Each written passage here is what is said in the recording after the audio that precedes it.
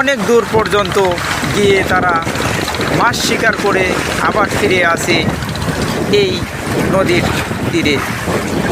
এই সব দৃশ্য দেখে স্পষ্ট প্রমাণ করে দেয় যে নদী ভাঙ্গনের এই ভয়াবহ রূপ, ছবির প্রতিটি ফ্রেম নদী ভাঙ্গনের এক করুণ চিত্র ফুটে তুলেছে।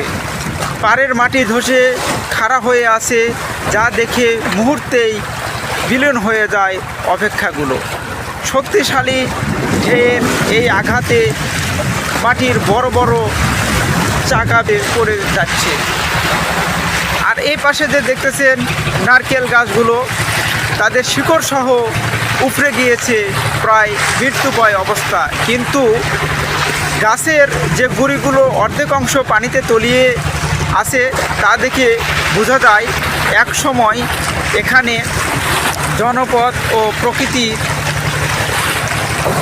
একটি সুন্দর রূপ ছিল।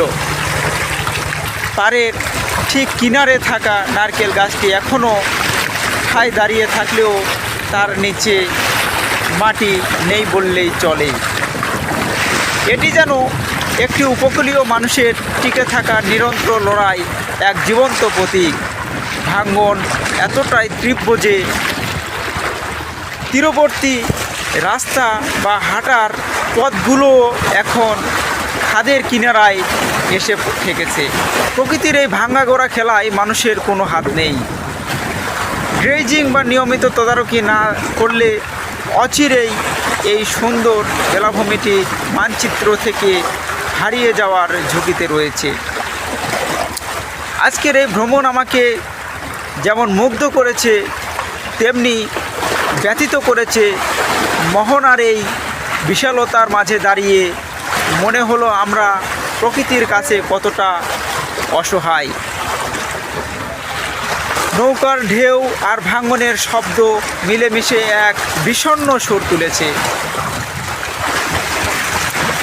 এই বেলাভূমিতে এই সৌন্দর্যকে টিকিয়ে রাখতে হলে এবং মানুষের ভিটামাটি রক্ষা করতে হলে টেকসই বাঁধ নির্মাণ এখন সময়ের দাবি।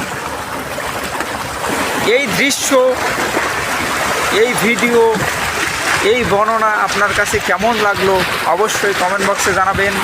এবং পরবর্তীতে আরও নতুন কোনো জায়গায় গিয়ে নতুন কোনো ভিডিও নিয়ে হাজির হব। সবাই ভালো থাকবেন, সুস্থ থাকবেন। আল্লাহ হাফেজ।